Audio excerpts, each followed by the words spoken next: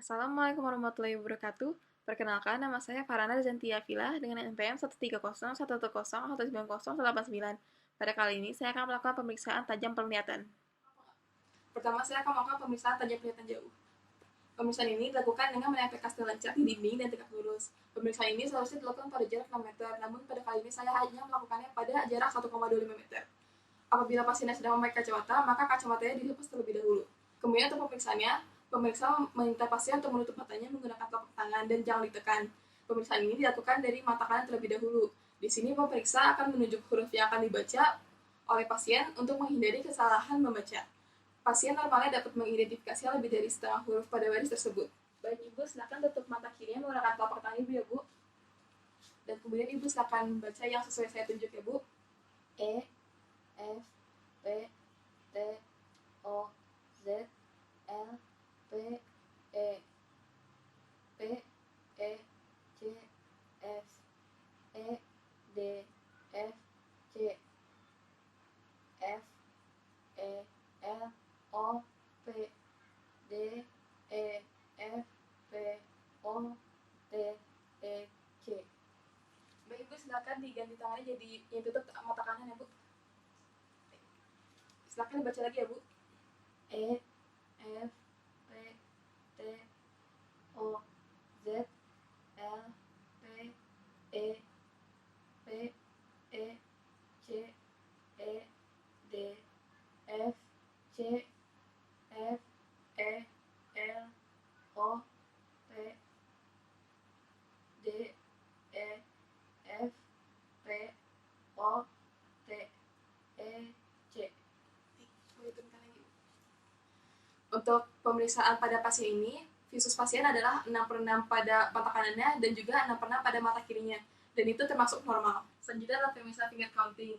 Pemeriksaan ini dilakukan apabila pasiennya tidak bisa membaca huruf terbesar pada stel chart. Pemeriksaan ini dilakukan dengan pemeriksanya berdiri pada jarak 1 meter dari pasien.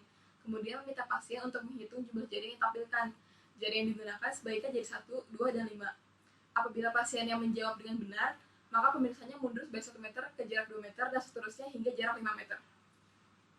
Baik Ibu, silakan Ibu menjawab jari berapa yang saya tunjukkan ya Bu.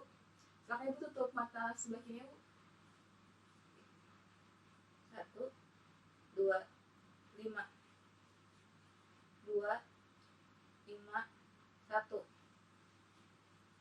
5, 1, 2,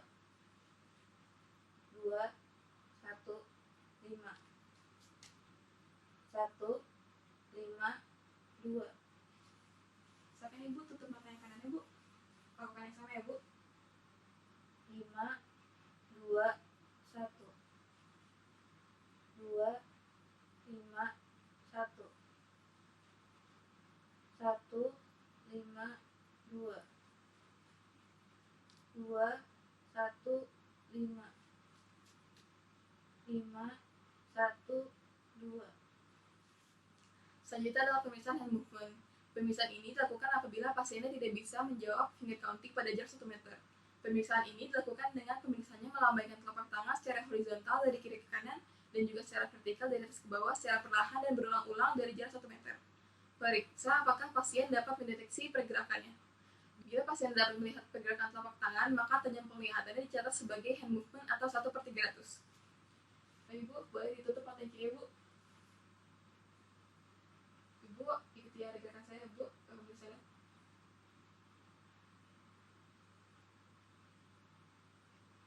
Silakan tutup mata kanannya Bu. Sama Bu.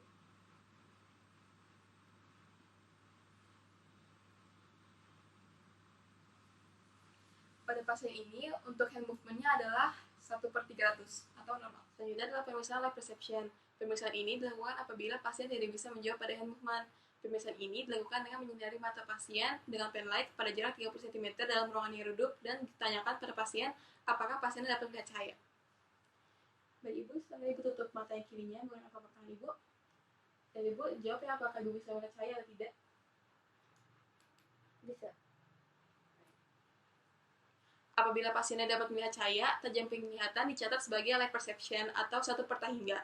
Apabila pasien tidak dapat melihat cahaya, maka tajam penglihatan dicatat sebagai no light perception.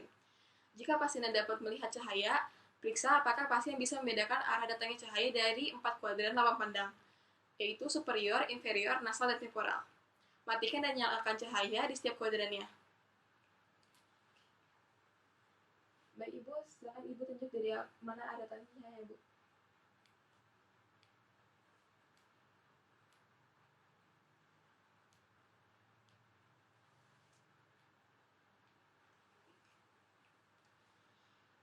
Apabila pasien dapat melihat arah datangnya cahaya, maka dicatat sebagai light perception dengan proyeksi baik ke arah superior, inferior, nasal, atau temporal. Apabila pasien tidak dapat mengidentifikasi arah datangnya cahaya, dicatat sebagai light perception tanpa proyeksi. Baik Ibu, silakan ganti tangannya yang ditutup mata kanannya, Ibu. Bisa lihat cahayanya, Bu? Bisa. Kita kan ternyata.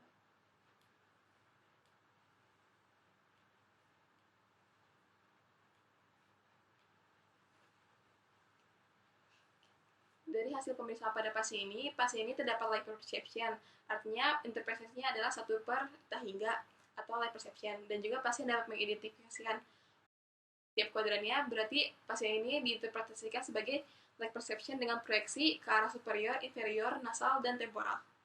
Selanjutnya adalah pemeriksaan pinhole. Pemeriksaan ini dilakukan apabila pemeriksaan tanjam penglihatan pasien kurang dari 6/6 atau 20/20. Pemeriksaan ini dilakukan dengan menutup mata yang sedang tidak dites, lalu pasang pinhole pada mata pasien yang sedang diperiksa. Kemudian instruksikan pasien melihat ke Snellen chart melalui pinhole. Pemeriksa akan meminta pasien untuk membaca mulai dari angka terkecil yang dapat dibaca pasien pada pemeriksaan tajam penglihatan sebelumnya yang tanpa pinhole. Baik Ibu, silakan Ibu memakai ceritanya pada pasien ini, pasien mulai tidak bisa melihat pada mata kanan ataupun kirinya, yaitu pada visus 6/8. Maka saya akan meminta pasien untuk membacanya pada visus 6/9 untuk kedua matanya. Ibu boleh menutup mata yang sebelah kiri ya, Ibu. Silakan Ibu baca ya, Bu. E, D, F, G, F, E, L, O, P, D, E, F, E, P, O, T, E. Oke, silakan tutup mata sebelah kanan ya, Bu. Ganti. Baca lagi ya, Bu.